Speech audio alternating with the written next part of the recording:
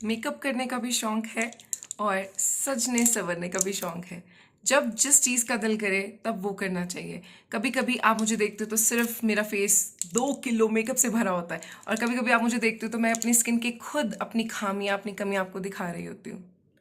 चाहे मैं खुद आप लोगों को समझाती हूँ कि स्किन की केयर करनी चाहिए, लेकिन मैं अपनी स्किन की खुद केयर करने के बावजूद भी गलतियां कर बैठती हूँ। जैसे कि मैंने मैंगो खाया और फिर मेरे पिंपल्स आ गए जो कि एक नॉर्मल चीज़ है। तो मैं आपको ये बताना चाहती हूँ, ये दिखाने के बहाने, कि अगर आपके पिंपल्स आते हैं, अगर आपके कुछ भी प्रॉब्लम आती है, पिगमेंटेशन, मेरे भी पिंपल के प्रॉपर पिगमेंटेशन आई हुई है, तो इट्स अ नॉर्मल थिंग। इससे जिंदगी खत्म नहीं हो जाती है। हमारी सारी की सारी जिंदगी इस एक छोटे से शीशे में नहीं समाई हुई। पता कैसे?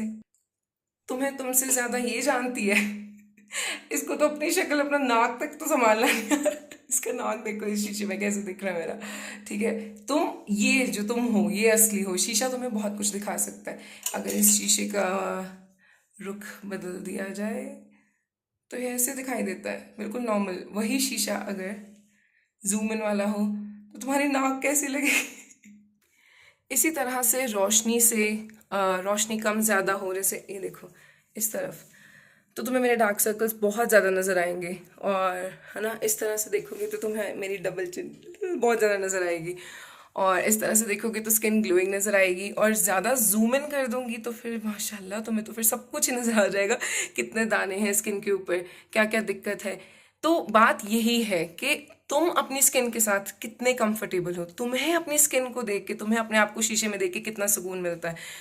मतलब आईना और शीशा और फोन का कैमरा झूठ नहीं बोलता, क्योंकि जो असली वो नजर आता है, लेकिन उसको थोड़ा सा मैनिपुलेट किया जा सकता है। जैसे आजकल फिल्टर्स चल रहे हैं, जैसे शीशे अलग अलग तरह के आते हैं।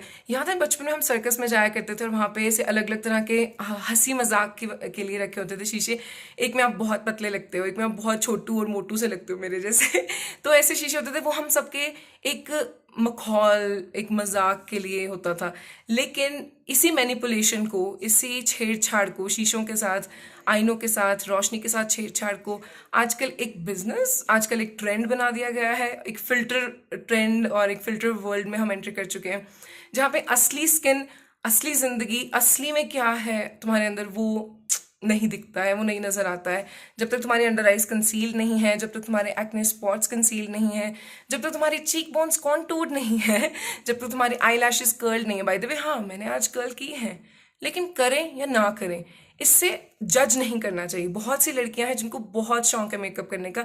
मैं ये इस वीडियो के बहाने आपको बताना चाहती हूँ कि मैं अक्सर वीडियो डालती हूँ जिसमें मैंने लिपस्टिक लगाई होती है, मेकअप किया होता है, और अब मैंने नहीं किया हुआ है। ना वो वाली डॉक्टर हनीत बुरी है, ना ये वाली बुरी है। हर किसी को अपने तरीके से जिंदगी जीने का हक है। जो बहुत मेकअप करते हैं वो उनकी अपनी टेंशन है, अपनी स्किन के अपने आप ख्याल रख लेंगे। वो अपनी स्किन केयर, महंगे महंगे प्रोडक्ट्स, अच्छी अच्छी स्किन केयर मसाजेस, डॉक्टर हनीत की वीडियोस देख के अपनी स्किन अच्छी कर लेंगे। आप उनको ताने मारना बंद करो कि भैया मेकअप कम करो, तुम्हारी स्किन खराब हो जाएगी। आपने उनके डर्मेटोलॉजिस्ट के, आपने उनके स्किन के डॉक्टर्स की फीसेस नहीं भरनी है, ठीक है। आप अपनी स्किन का ख्याल कीजिए। और स्किन से ज़्यादा मुझे टेंशन होती है आपकी इस चीज़ की, कि जब आप किसी की स्किन देखते हो, जब आप किसी को भी देखते हो, तो आपके पहले मुंह से क्या बात निकलती है? ये सिर के ऊपर ये आंटी लग रही है, ओहो डबल चिन तो कितनी मोटी है। जैसे पे हम घूमने आए हुए हैं, तो यहाँ पे ऐसे हुआ था कि मैं वॉशरूम गई और वहाँ पे 2-3 लेडीज थी।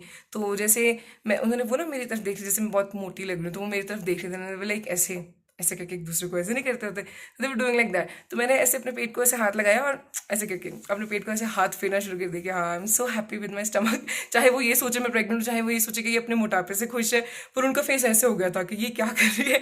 तो जैसे इंसान अपने पेट के साथ, अपनी स्किन के साथ, अपनी बॉडी के साथ बिल्कुल भी कंफर्टेबल नहीं है। हर किसी को एक जैसा दिखना है, हर किसी को बाबी डॉल जैसा दिखना है। वही हम अपने आप में एक बाबी डॉल है। अब अक्सर मैं अपने वीडियोस में सिर ढक के भी वीडियोस बनाती हूँ, क्योंकि मुझे अच्छा लगता है, मुझे अपना चेहरा अच्छा लगता है जब मेरा सिर ढका होता है। लेकिन इसमें भी कोई ना कोई तर्क, कोई ना कोई कॉन्ट्राडिक्टरी पॉइंट्स आ जाएंगे। लेकिन मैं अपने हिसाब से चलती हूँ ना। कभी मेरे को हेयर कट करवाना है तो मैं बिल्कुल वो वाला हेयर कट करवा लेती हूँ।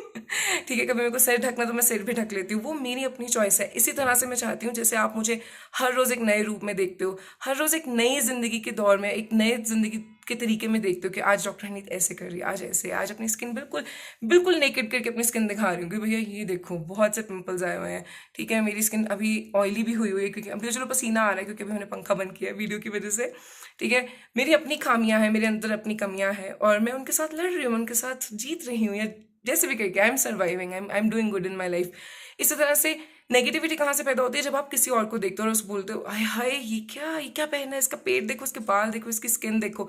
ये चीज़ें जब तक बंद नहीं होंगी मेरा काम आसान नहीं होगा, और मेरा काम आसान करने के लिए आपको मेरी मदद करनी पड़ेगी। और मदद करने के लिए आज से ही ताने मारना बंद करो कि कोई किस तरह से नजर आ रहा है। हाँ, अगर कोई बहुत आपको लगता है कि सोसाइटी के हिसाब से बिल्कुल ही अगेंस्ट चल रहा है, तो आपको हक तब तक है जब तक वो आपके करीबी हैं, आपके नज़दीकी हैं, आपके परिवार के मेंबर हैं, तब तक आप कुछ कह सकते हो। लेकिन अगर नहीं तो आपको टॉन्ट मारना या फिर किसी की बेइज्जती करना, उसका हक किसी को नहीं है और ना ही होना चाहिए। तो कभी आप मुझे मेकअप में देखते हो, कभी आप मेरे कोई साधना कट में देखते हो, और कभी आप मुझे सिर ढके में देखते हो, कभी आप मुझे फुल मेकअप लुक में देखते हो। इसी तरह आप अपने आसपास जिस भी लड़की को कभी मेकअप में, नेकेड स्किन में, पिंपल वाली स्किन में, शाइयों वाली स्किन में देखते हो, उसके अंदर डॉक्टर हरनीत को देखा करो। क्योंकि आप मुझे नहीं कुछ कहोगे, मुझे पता है। अब आप मुझे मुझे 2-4 कमेंट्स ऐसे आएंगे, अरे डॉक्टर की खुद की स्किन पे तो पिंपल्स है, ये दूसरों को क्या ठीक करे। तो ये 2-3 लोग ही कहते हैं, लेकिन आप लोग अंडरस्टैंड करते हो कि एंड ऑफ द डे मैं भी इंसान हूँ, मुझे भी मैंगोज पसंद है, मुझे भी आम खाना, चॉकलेट खाना पसंद है, और कभी कभी मेरे स्किन के ऊपर से इशारे से कर देते हैं कि भैया हो गई गलती। दिल गलती कर बैठा है, गलती कर बैठा है दिल। तो फिर वो गलती हो जाती है और हमारी स्किन के ऊपर हमारी गलतियां नजर आ जाती है। तो इसीलिए इट्स अ नॉर्मल थिंग। इस चीज़ को मैं नॉर्मलाइज करना चाहती हूँ। मैं चाहती हूँ ये आम हो जाए, पिंपल आना, शाइयाँ होना आम हो जाए।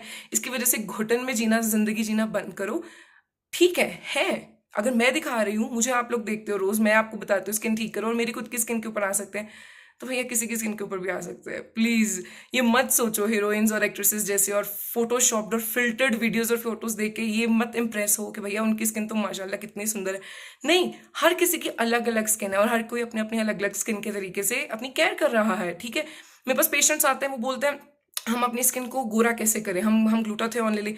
मैं ग्लूटाथियोन से इतने नफरत नहीं करती अगर उसके अंदर वाइटनिंग ना प्रमोट की होती। उसका है ही, उसको प्रमोट इस तरह से किया जाता है कि ये आपको वाइट करेगा, इसलिए आई हेट दैट। मैं फेयर ग्लो एंड लवली से क्यों नफरत करती थी? क्योंकि उसमें फेयर शब्द था पहले, ठीक है, फेयर एंड जुत्ती। क्योंकि गोरेपन में आने की वजह से, देखो बात है कि तुम जब गोरा होना चाहते हो ना, इसका मतलब ये कि तुम अपने रंग से खुश नहीं हो, और वो दिक्कत है। क्योंकि उसकी वजह से तुम्हें बहुत लूटा जाएगा। लोग तुम्हें अलग अलग चीज़ें बेचने की कोशिश करेंगे, ट्रीटमेंट्स लोग बेचने की कोशिश करेंगे कि तुम ये करो वो करो, उससे तुम अपनी स्किन और ख़राब कर लोगे।